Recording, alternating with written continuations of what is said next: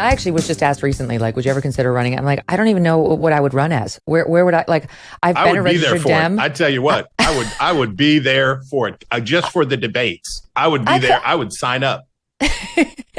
I've been a registered Dem. I've been a registered Republican. I'm now a registered independent. I have been for 20 years. I lean right, but I would never put on the Republican jersey just because there's, like, I'm just not gonna be in the same party as like Matt Gaetz, and don't even get me started on the other side. Like, I'm just not going to do it. It's just not. No, that's never happening.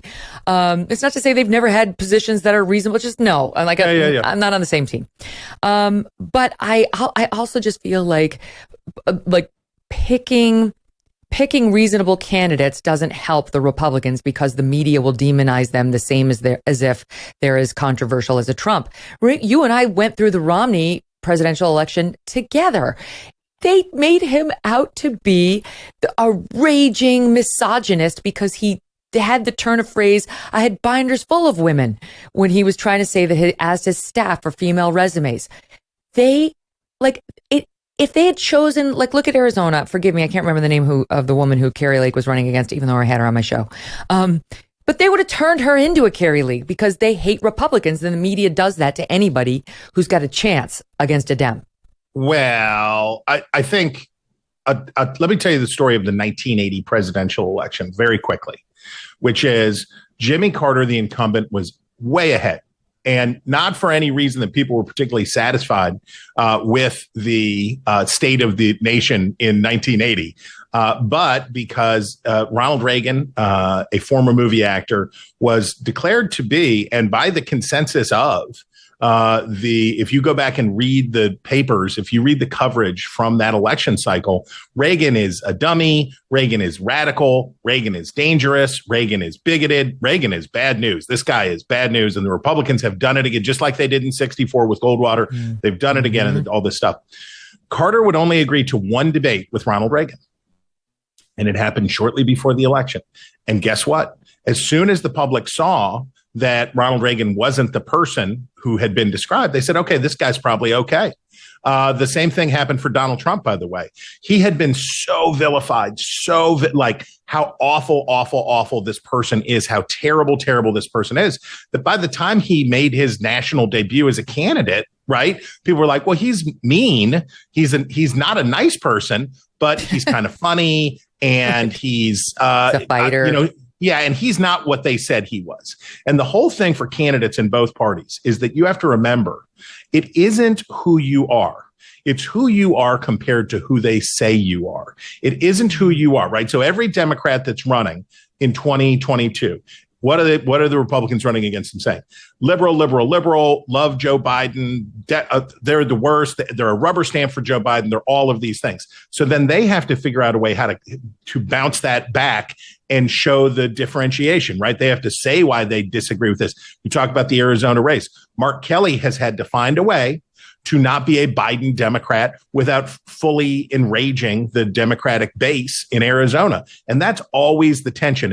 And successful candidates, Mitt Romney lived up to or down to, depending on how you want to put it, what Obama was saying about him, right?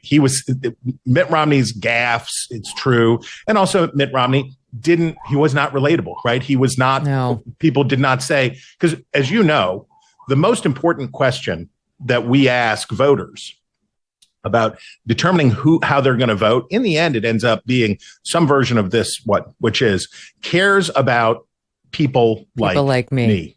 Cares about people like me. That's the powerful one. And we always have to remember, this is the hard part. About a third of Americans will never vote for a Republican. About a third of Americans will never vote for a Democrat. But what I call the governing third in between, they will vote for a very liberal person. They'll vote for a very conservative person, but they're always voting for a person.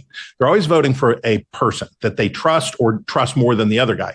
And we saw it with George Bush versus John Kerry. We saw it with Obama twice. We saw it with Trump against Clinton. And we saw it with Biden against Trump, which is voters who aren't ideological, right? Who say, I don't care about all of this stuff that much. Yeah, but I have to go vote. I feel like I have a duty as a citizen that I have to go vote and participate here. So I'm going to go do it. When they come in, they're voting for a person. They're not voting for a party. And what Republicans need to do for this cycle is talk less about people right? The fight over Herschel Walker or Dr. Oz or whatever else that's going on. It's too much focus on these individuals and not enough on Joe Biden and not enough on the Democratic side. Well, and so that brings me to the second half of the point I started to make when I was talking about my own party affiliations in my life. So I was going to say, but if I were advising the Republicans, I would say, why don't you ever freaking mention COVID? Why virtually every liberal friend I have is now ready to vote for a Republican because of COVID. The Democrats abandoned that, seeing what was coming their way last May when they finally let us take the masks off of our kids and so on, because they knew this was coming. And the Republicans have let them get away with that. And the overreaches that they did and the vaccine mandates that are still out there, they're not reminding us of that every day. Not to mention, back to Youngkin, the critical race theory or whatever term you want to use for what's happening to our children in the schools. Like, is it a culture war thing? Is it that they have short attention spans? Why would they too run gleefully to, let's talk about the boxes at Mar-a-Lago? If I'm a media person, so I'll talk about that. I'll talk about what's in the news. But if I'm running for office as a Republican, I'm like COVID, Fauci, CRT, trans shit, inflation, crime, border. Boom. And yes, I would point you to Ron DeSantis's success in Florida. Ron DeSantis barely won election to the governorship of Florida. He bumped his bottom going over the door jam. But he looks quite secure right now for reelection because of one issue more than any other, is that on COVID, he took an aggressive stance and made it stick, right? And eventually, even his toughest critics, who are trying to be fair-minded, would say that the criticisms of him were out of hand and that the death rate in Florida was not that much high. It didn't differ from states that had much more restrictive lockdown policies. And this is with a very elderly population. So Ron DeSantis is running on COVID in his own way, right? And Ron DeSantis is running on the culture war stuff that you mentioned about the schools and about the Disney stuff. That's all part of his package. And for successful Republicans, that is part of the package. The hard part, so on these governor's races, I think that's where you can see this stuff. The Senate gets trickier, right? The Senate and the House races are a little trickier, but certainly in gubernatorial races, that's where you can talk about this stuff. Because again, people don't care. And Pennsylvania is a great example of this. The Republicans picked it was an absolutely reckless choice for their gubernatorial candidate. Gubernatorial. Yeah. There's just there's no reason that you would need Doug Mastriano to be your nominee. He's just too much baggage and it's a lot. But he's competitive in that race for, number one, it's the good climate year. But number two, the sitting attorney general Shapiro, who's running for the Democratic nomination, has been badly damaged for the way that the state dealt with coronavirus, because Pennsylvania was like the anti-Florida, right? They went all the way the other way. So that is a long shadow hanging over Shapiro. I have friends who have a child in public school in Pennsylvania who all the way through June, I haven't asked them what's happening now as we resume, but through June, their 5-year-old had to be, no shit, double masked outside. Come on. To the very hand to God through the very last day of school. That is the kind of thing I would punish a politician for forevermore. I would follow him around when he ran for dog catcher, and I would give speeches about how this person should be nowhere near power. Like, that's Pennsylvania went nuts. Pennsylvania went nuts. And part of the knock on Youngkin, I'm not saying that the discussion of CRT was not helpful to Youngkin, and there's a whole palimpsest here that we can peel back if you want and talk about what really happened versus what people said happened. But much of the effort from Democrats was to say, well, see, Youngkin won because of frightened, bigoted white people.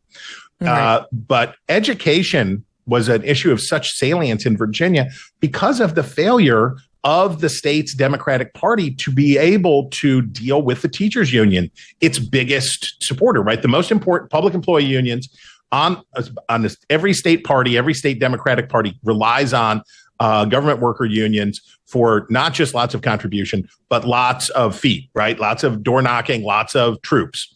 And the inability of the Democratic Party in Florida under the previous Democratic governor, and Terry McAuliffe, who's closely, as a former governor himself, closely wed to this. He brought in Randy Weingarten, the head of the teachers union, for his closing argument. While parents in Virginia, families in Virginia had had 2 years of remote learning for their children, and they had gone through this. So the cheap shot about Youngkin is, well, it was because of race. How about it was because of the systemic, massive failure of the public schools in the Commonwealth of Virginia? Are you tired of feeling like someone's always watching you on the internet? Maybe advertisers know just a little bit too much about you, or you're concerned about the privacy of your identity. Using incognito mode will not solve the problem either. IPVanish VPN is here for you. They will protect your right to privacy and help you stay anonymous online. IPVanish helps you safely browse the internet without exposing your private details to nosy third parties like hackers, your ISP, or advertisers. When you use IPVanish, all of your data is encrypted. That means your private details, your passwords, your communications, browsing history, and all of it will be completely shielded from falling into the wrong hands. Even your physical location will be hidden thanks to these guys. IPVanish is offering an incredible 70% off their yearly plan right now for our listeners with a 30-day money-back guarantee. That is like getting 9 months for free. IPVanish is also super easy to use. All you do is you tap one button, you are instantly protected. So take your privacy back today with a brand rated 4.6 out of 5 on Trustpilot. Go to ipvanish.com/Megyn and use the promo code MEGYN to claim your 70% savings. That's ipvanish.com/Megyn. Hey, thanks so much for watching. If you like what you just saw, hit the subscribe button for more clips and full episodes.